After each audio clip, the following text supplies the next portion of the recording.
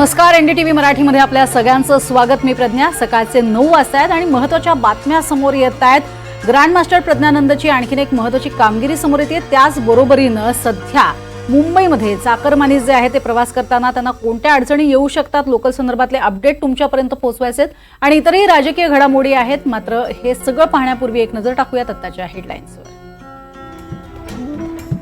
Grandmaster प्रज्ञानंदची आणखी एक ऐतिहासिक कामगिरी। वर्ल्ड नंबर 1 मॅग्नस कार्लसनला पराभवाची चारली धूळ। क्लासिकल फॉर्मॅटमध्ये पहिल्यांदाच मोठा विजय। कोस्टल रोडला लागलेल्या गळतीमुळे कोस्टल रोडच्या दुसऱ्या टप्प्याचं ओपनिंग पुढे ढकललं। कोस्टल रोडचा दुसरा टप्पा ऑक्टोबरमध्येच खुला होण्याची शक्यता।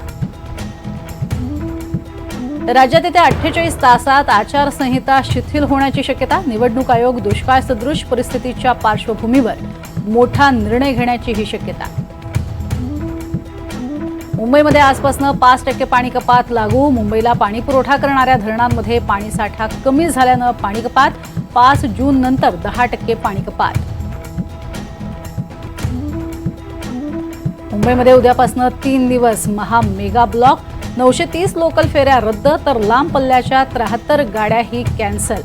सेंट्रल हार्बर लाईनलाही फटका। मुंबईतल्या महा मेगा ब्लॉकच्या पार्श्वभूमीवर लोकलनं प्रवास टाळा। सेंट्रल रेल्वेचं आवाहन। वर्क फ्रॉम होमची सुविधा देण्याच्याही केल्या सूचना।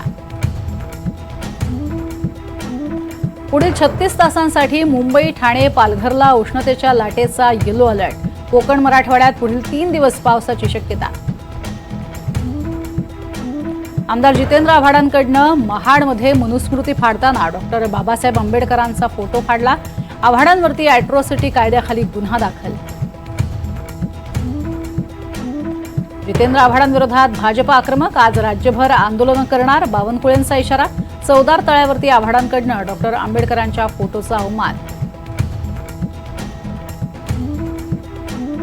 चंद्रपूरच्या ताडोबा अंधारी व्याघ्र प्रकल्पात पर्यटक जिप्सींना रिव्हर्स घेण्यावरती बंदी। सफारी दरम्यान यू टर्न घेण्यासाठी सुद्धा ठेवला प्रतिबंध।